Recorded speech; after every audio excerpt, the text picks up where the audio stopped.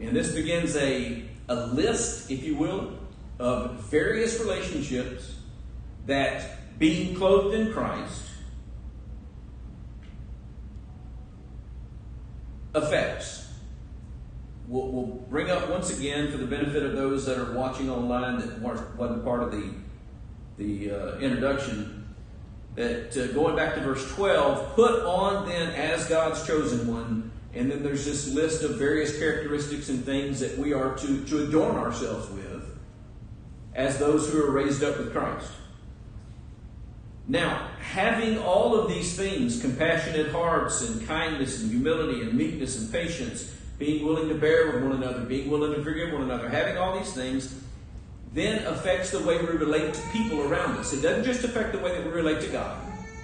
It affects the way we relate to people around us. So he says in verse 18, wives, submit to your husbands as is fitting in the Lord. All right, there's a couple of things that we want to note about this. Who is verse 18 addressed to? Wives. That is a specific group of people, is it not? Correct. All right. So that's who this applies to, wives.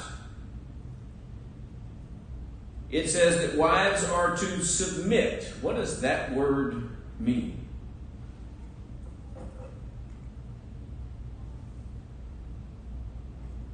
As if we're part of his rib. All right. Does submit mean that you lose your personal identity, that you cease to be an individual, that you cease to have ideas of your own or a will of your own? No. Nope, submit doesn't mean any of those things. So what does it mean? Loyal, faithful, a good wife. Okay. He's the head of the household, so you're under subjection. Okay. And then again, you got to be careful with the word subjection because it can be misused and misunderstood as well. Does it create an ordinal relationship? You can nod up and down. Yes, it does. Does that have anything to do with absolute value? No. And by the way, there are instructions for husbands. We're going to get to that next. This isn't unqualified, but what this is an understanding of a Christian wife that her duty is to be what? What did God make Eve for in the first place? A suitable helper. To be a suitable helper, to help. So wives need to understand that they have a supportive role, I'm helping you to that. a help role. But who are they submit to? Does it say women submit to all men? Their own husband. It says wives submit to your own husbands. This is very narrow and very specific. I am not the head of anyone except my wife. I don't have the right to demand or expect subservience or subordination from anybody else in this world besides my wife and my children. And the interesting thing about that is when my children become adults, that relationship actually changes a little bit. Because a man leaves his father and mother and cleaves to his wife and makes a new household. So that relationship changes a little bit. It's very important that we understand that this is very specific language that applies to a very specific relationship. And how many husbands does a wife have? One. So this is talking about one woman and her relationship to one specific man. Wives, submit to your own husbands as is fitting in the Lord.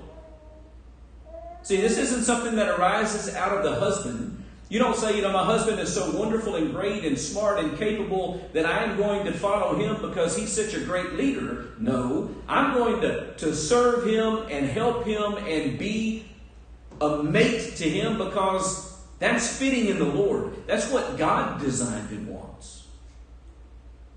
Which is, by the way, where Christ brought his discussion of marriage back to in Matthew 19, right? From the beginning it was not so, he said. From the beginning he said what? That a man shall leave his father and mother and shall cleave to his wife, and the two shall become one flesh. That's the way God intended it from the beginning. It's the same kind of concept here. It is fitting in the Lord. It's proper. It's what God's idea and plan and purpose was from the beginning of creation.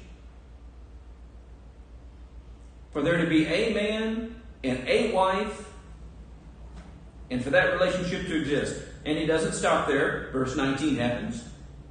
Husbands, lord over your wives, and be harsh and cruel to them, and demanding, and exercise your authority as if you are God.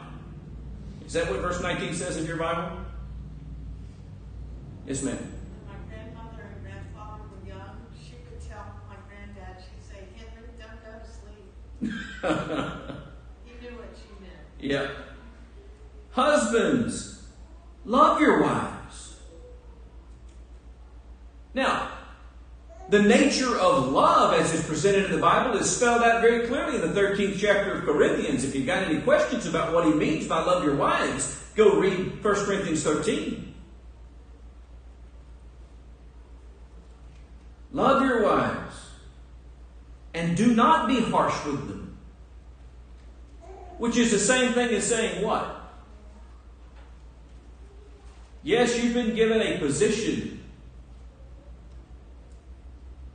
in which she has been told to submit to you, but don't abuse that. Don't be harsh. Be kind. And keep in mind, this is talking to a group of people who were told back in verse 12 to put on what? Compassionate hearts? Be compassionate towards your wife. Kindness? Be kind towards your wife. Humility? Don't think of yourself as something better than your wife. Meekness? Patience? Bearing with one another? Forgiving one another? That doesn't magically disappear. That's still in this context. He's still talking about us as Christians putting these things on. And now he says, put it on in your relationship as a wife. Put it on in your relationship as a husband. Have these characteristics. Let these things rule in the way that you exercise the roles of these relationships. Children, obey your parents in everything, for this pleases the Lord. Believing children, children that are old enough to have faith, are also old enough to do what? Respect their parents.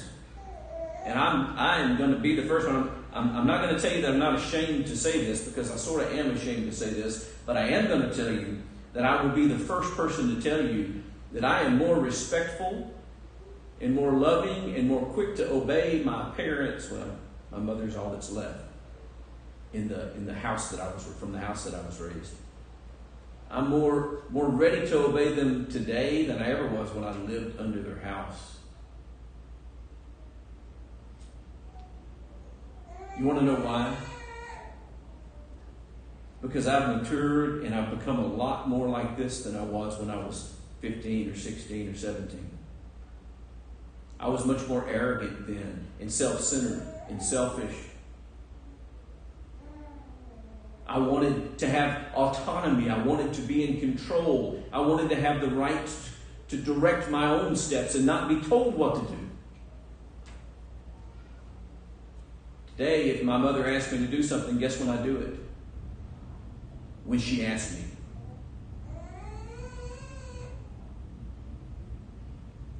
Mom, don't call. And correct me on that. Fathers. Okay, so parents, by the way, we've talked about this, I think we have before. The language here, I think, is unfortunate. I understand why they chose fathers. But I think parents, just like in Ephesians 6, parents, the idea of parents is just as valid here.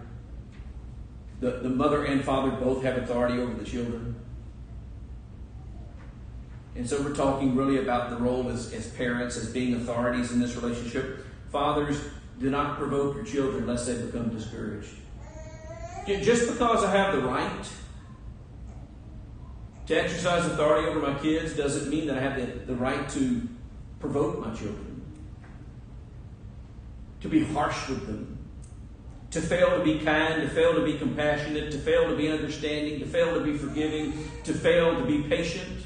No, I don't have the right to do that. I had to put all those things on, right? And since I put all those things on, he's saying as a father, I need to wear those things when I'm a father too. If we look at this in terms of the last class we had, where we talked about applying the golden rule generally to everything, it applies here too. Do unto others as you would have them do unto you, okay? As a father, what do I need to do? I need to put myself in my children's position and say, how would I wish to be treated? How would I want to be approached about this? How would I want to be talked to? What limits would I want to be given? Would I want to be listened to and appreciated and understood? Would I want my thoughts to be part of the consideration of the decision that's made? I can tell you, when I was in their position, all of those things were true. So if I understand that that's what my children want, what should I do in dealing with my children? I should go to them and do what? Be patient and have open ears and listen to what they have to say. Give consideration to what they say. Be compassionate toward them. Try to empathize with them in their circumstances. And then I'm in a much better position to make good judgments and to help them make good judgments. That's what this is talking about in those relationships. Husbands, wives, parents, children. In those relationships, you still put on all of these things. Compassionate hearts, kindness, humility, meekness, patience, bearing with one another. If anyone has a complaint against another, forgiving each other as the Lord has forgiven you. Put on love, which binds us all together. These are still the things that have to describe all of these relationships. I should be a compassionate, caring, patient, loving husband. I should be a compassionate, caring, patient, loving father.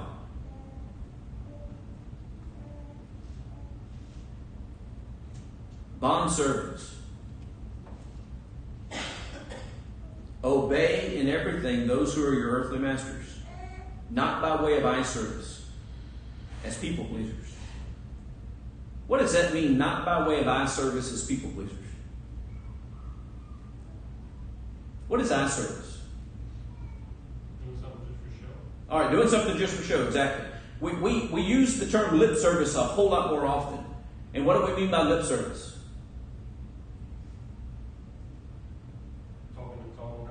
Yeah, you say something, but you don't really mean it. They're just giving lip service. I believe in this, but then they don't support those kinds of. Politicians give lip service to things all the time. They give lip service to ideals, but then if you look at their voting records don't follow that. They're just giving lip service. When he says not just giving, don't just go through the motions and make it look good. Don't just try to please people. And in this context, who are the people that you're trying to please? He's saying to the bondservant, don't just try to please your master. Don't just try to make him happy. Don't just try to put on a show and make him think you're doing a good job. But instead do what? With sincerity of heart, fearing the Lord. Now, how hard is that? Of all of these relationships, this is the one that most of us would least want to sign up for, right? How many of y'all would like to be an indentured servant? To lose your autonomy, to lose your ability to go where you want to go, when you want to go. Not just constrained anymore because of the limits of your income or the limits of your time, but constrained because you are obligated to be somewhere else and do things for someone else that don't benefit you. That's what a bondservant was. Someone who had entered into an agreement to work for someone else and for the produce of that work to belong to someone else. And he said, when you go about doing that, don't just do eye service. Don't just go through the motions, but with sincerity of heart and the fear of God.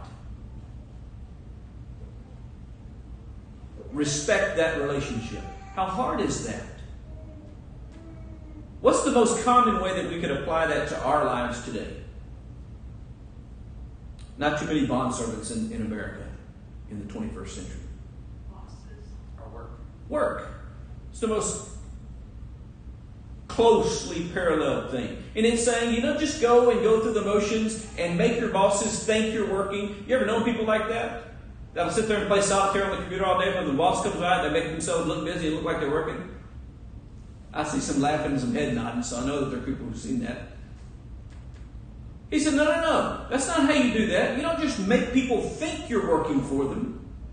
With sincerity of heart, you do your job and you do it well. And even though it's not benefiting you, even though you don't get credit for it, even though it's your boss that gets all the benefit from it, the owner of the company that gets all the benefit from it, you still serve sincerely from your heart because you fear the Lord.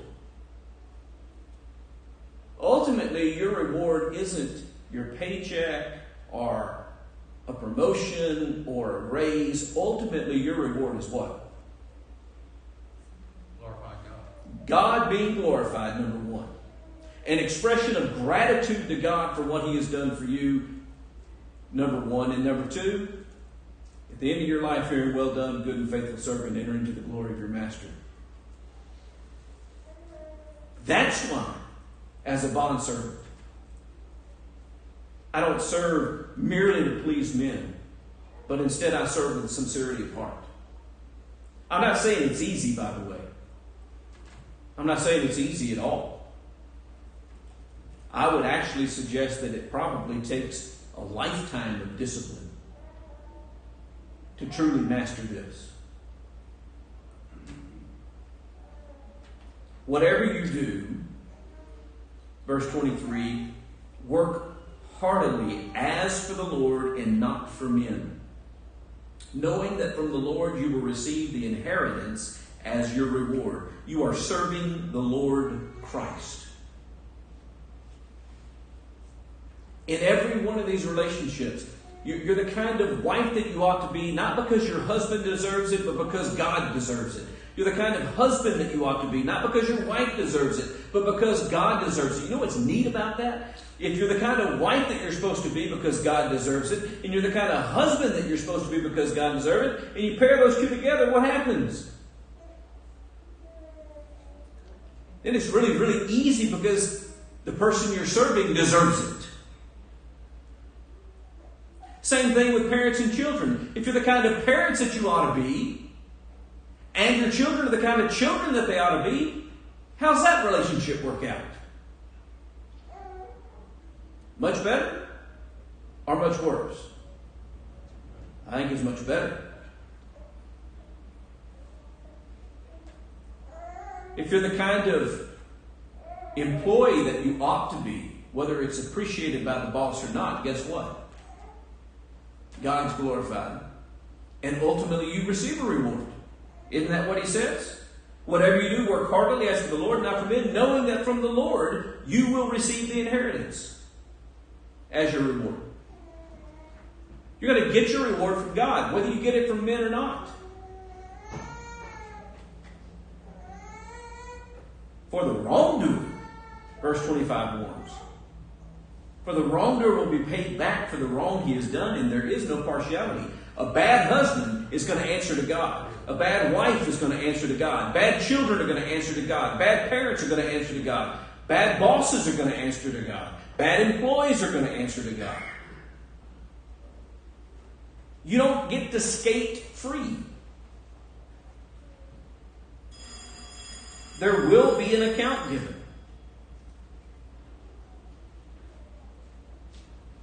There is no partiality. God isn't going to say, well, I'm going to really get on those wives because they weren't the kind of wives that they were supposed to do. But, husbands, I'm going to cut them some slack. No, there's no partiality. They're going to be held in the same account.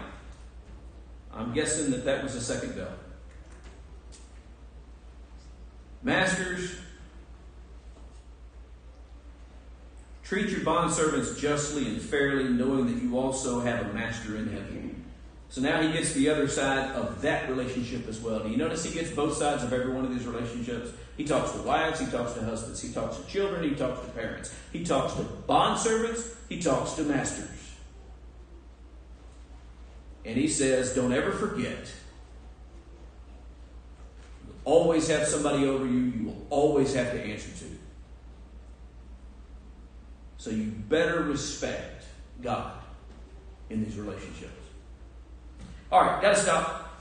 Appreciate your comments and your participation. Lord willing, we will move into the next section and probably finish this book up in a week or two from now. That's my guess.